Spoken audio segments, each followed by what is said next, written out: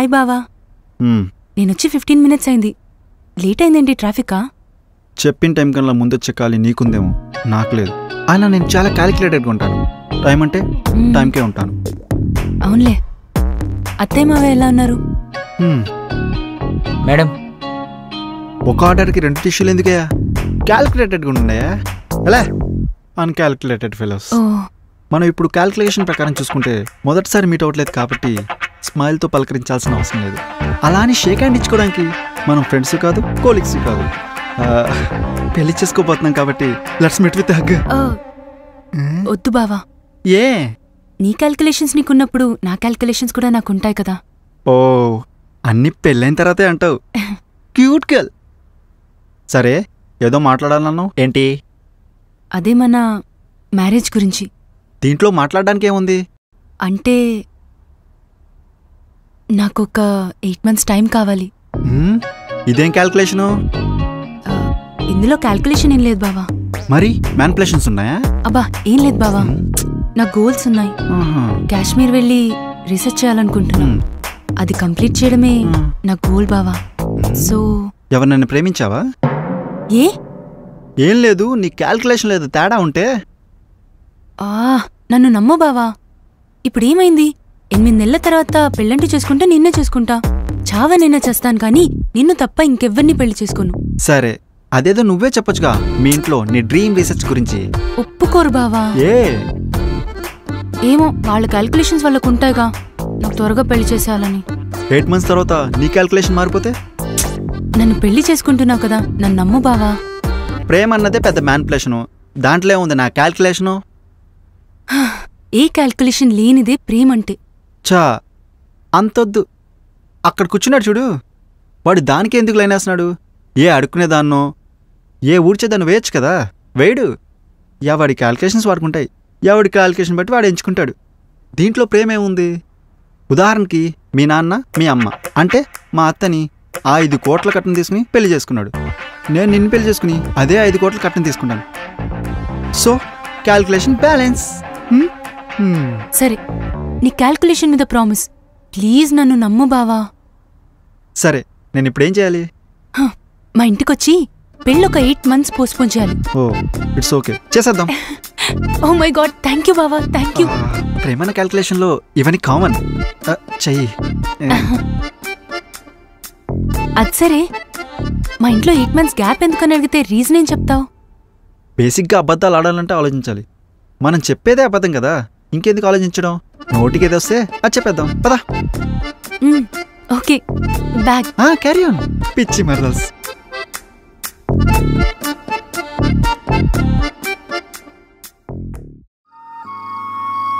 ఒక్కను కూడా వదలకూడదు, అందరినీ పిలవాలి.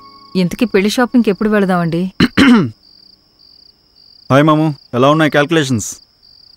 నువ్వు ఇంకా మారలేదా? క్యాల్కులేషన్స్ ఉన్నోడికి మార్పులే ఉంటాయి మాము. సింహంలా ఉంటాడు. మీ నాయన కూడా అదే చెప్పా. పెడిసికొట్టి సెకండ్ హ్యాండ్లో క్యాలిక్యులేటర్లు అమ్ముకున్నాడు. ఇప్పుడు ఏదో అదృష్టం దరిద్రం పట్టినట్టు బట్టి మీ జీవితాలు బాగుపడ్డాయి. సరే, ఇప్పుడు టాపిక్ అది కాదు. మరేంటి? పెళ్ళి 8 months క్యాన్సిల్ చేయాలి. ఎందుకు? మేమిద్దరం ఒకరినొకరం అర్థం చేసుకోవాలి. పెళ్లి చేసుకున్నా కూడా అర్థం చేసుకోవచ్చులే. అన్నం తినేటప్పుడు ఎవడైనా కర్రీతో స్టార్ట్ చేస్తాడు, పెరుగన్నంతో స్టార్ట్ చేయడు. ఇప్పుడు మేము అర్థం చేసుకోవడం అనేది కర్రీ లాంటిది, మసాలా ఎక్కువ ఉంటుంది. అదే పెళ్ళైన తర్వాత అర్థం చేసుకోవడం అనేది పెరుగు లాంటిది, చప్పగా ఉంటుంది. బోలెడు క్యాల్కులేషన్స్ ఉన్నాయిలే, నీకు తెలియదు. రే, ఇప్పుడు నువ్వేం చెప్పావు నీకన్నా అర్థమైందా? నీకు అర్థం కాలేదా? మళ్ళీ చెప్పనా? వద్దులేరా బాబు, ఇంతకీ ఏమంటావు? మాకు 8 months గ్యాప్ కావాలి. సరే తీసుకో. నువ్వు తెంగురావడం అని తెలిసినా నా కూతురు నీకు ఎందుకు ఇస్తానో తెలుసా? ముసలోడికి వేరే పనే లేదా? నువ్వు నా కుటుంబంలో వాడు కాబట్టి, నా కులంలో వాడు కాబట్టి. ఇండియా GST ITN ముందుకెళ్ళిపోతుంటే ఇంకా కులాలు మతాలేంట్రా అన్కాల్కులేటబుల్. మనం బతుకున్నంతకాలం మన కులం మతం మీసం తిప్పిన పౌరుషంలా ఉండాలి. మీసం తిప్పాలా? అర్థమైందా? అర్థమైంది. ఎందుకు వచ్చిందిలే. అర్థం కాలేదంటే మళ్ళీ ముసలోడు మొదటి నుంచి వస్తాడు. ఎందుకులే. సరే వెళ్ళు, మీ అమ్మ నాన్నలతో నేను మాట్లాడతాను. లగ్గాలు 8 నెలల తర్వాత పెట్టుకుందాం. థ్యాంక్ యూ మాము. వెళ్ళొస్తాను మరదల్. థ్యాంక్ యూ జాగ్రత్త ముసలోడితో. డాడీ. హ్మ్? కాశ్మీర్ రీసెర్చ్కి వెళ్ళనా? సరే వెళ్ళు. Thank you daddy.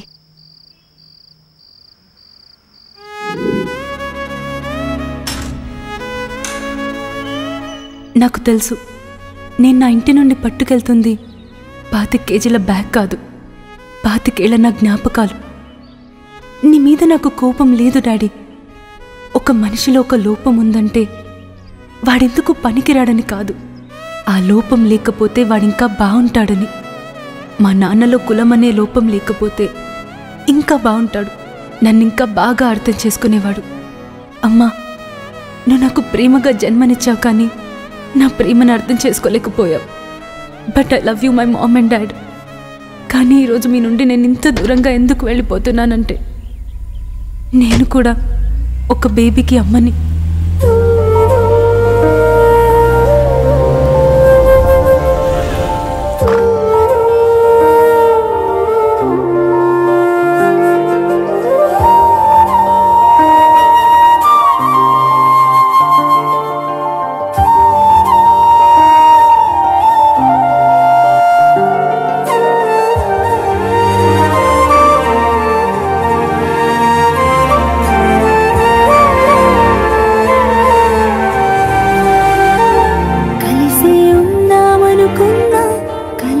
కంటూ కూర్చున్నా నిజమే క్షణమెదురయ్యేసరికి ఇంతగా మారాలా?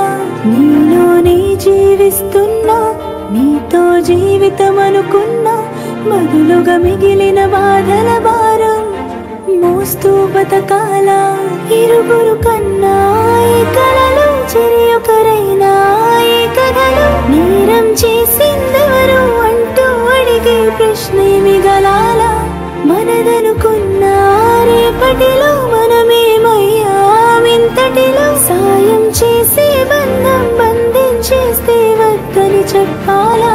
మేమేం చేశాము, ప్రేమించేశాము, తప్పేం చేశాము, మా కథ రాసాము.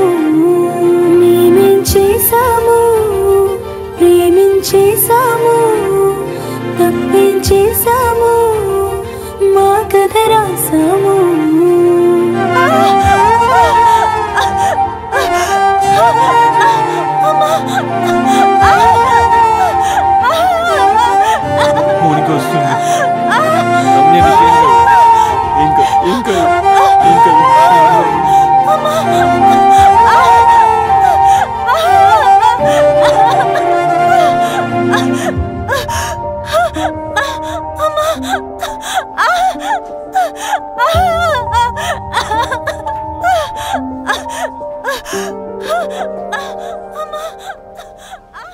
తనకి లేబర్ పెయిన్స్ ఉన్నాయండి. ఓకేనా? 9 months నిండిపోయాయి కదా, సో ఎమర్జెన్సీగా సర్జరీ చేయాలి. సో ఓటీకి షిఫ్ట్ చేస్తున్నాం. Okay doctor. ఓకే డాక్టర్ సునీతని అర్జెంట్ గా ఆపరేషన్ థియేటర్ కి రమ్మనండి.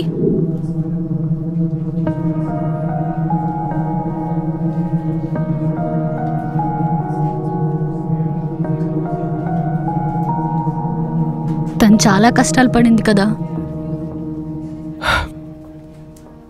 తనకు ఒక బిడ్డ పుట్టాక తన కష్టాలన్నీ మర్చిపోతుంది. అవును, దానికి బాబు పుడతాడా పాప పుడతాదా? ఐ థింక్ పాప. కాదు, బాబు. పాప. బాబు. సరే సరే సరే. నేనెప్పుడు నీ గురించిలా టెన్షన్ పడతాను?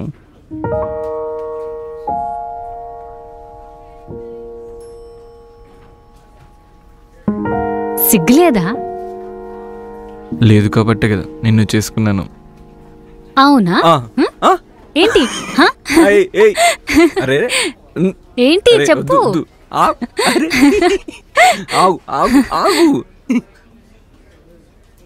ఏమైంది డాక్టర్? పాప పుట్టింది, బట్ షీఈ్ నో మోర్. నేను తనకు ఆల్రెడీ చెప్పాను, షీ సఫరింగ్ ఫ్రమ్ ఎక్లాంప్సియా. నీకు గర్భసంచిలో ప్రాబ్లం ఉంది, నీకు డెలివరీ అయితే ఇద్దరిలో ఎవరో ఒక్కరు మాత్రమే బతుకుతారు అని. బట్ తను నాకు బేబీయే కావాలి అంది.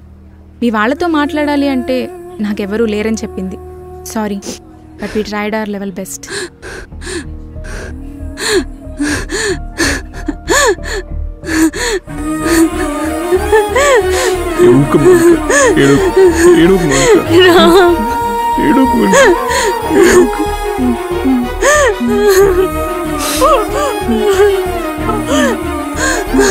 మేడం, డెలివరీకి ముందు ఈ లెటర్ పెన్ డ్రైవ్ ఇచ్చారు మీకు ఇవ్వమని.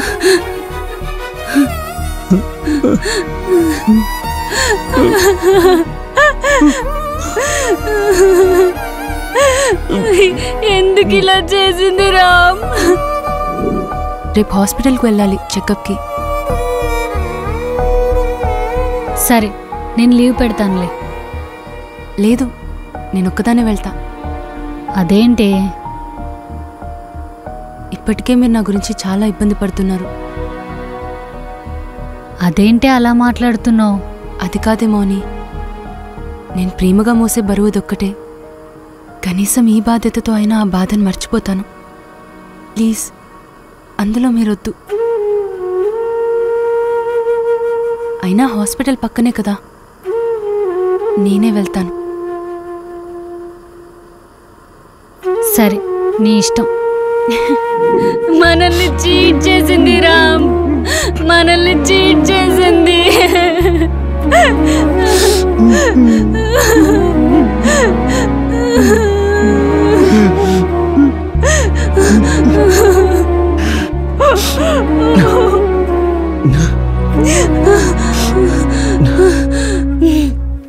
నేను నా బేబీకి జన్మనివ్వడానికి నా ప్రాణాలతో నేనే యుద్ధం చేసి నా బేబీకి ప్రాణం పోశాను. నాకు డాక్టర్ ఏదో ఎక్లాంప్సియా అన్నారు. నాకప్పుడే అర్థమైంది, భూమి మీద నేను పడే బాధ చూడలేక దేవుడు నన్ను తీసుకెళ్ళిపోతున్నాడు అని. నాన్న, ఈ లెటర్ చదివాక నన్ను ద్వేషించు, ఏదైనా చెయ్యి, కానీ నీ నీడ కూడా నా బేబీ పైన పడకూడదు. ఒకవేళ నేను చనిపోతే ఇది నా చివరి కోరిక. నాన్న, నేను తప్పు చేశాను అనే ఫీలింగ్ నీకుంటే దానికి బదులుగా మీ పరువుని నిలబెట్టడానికి నా ప్రాణాలే వదిలేస్తున్నాను. మౌనిక, ప్లీజ్ నా బేబీని దాచే. నన్ను, ఈ లెటర్ని మాత్రమే మా ఇంటికి చేర్చండి. ఎందుకంటే నేను ఎప్పటికీ మా నాన్న కూతుర్నే. నా బేబీకి మేమెవరో చెప్పి పెంచు. తన తల్లిదండ్రులు ఎవరో తనకి తెలియాలి. ఎందుకే ఇలా చేసావు? నీ ప్రేమను గెలిపించుకోవడానికి మా మనసులు చంపేయాలా?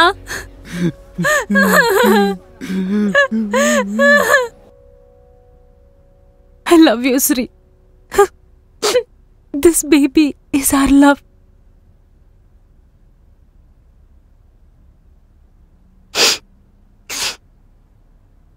ఆంటీ, అంకుల్ ఎక్కడున్నారు?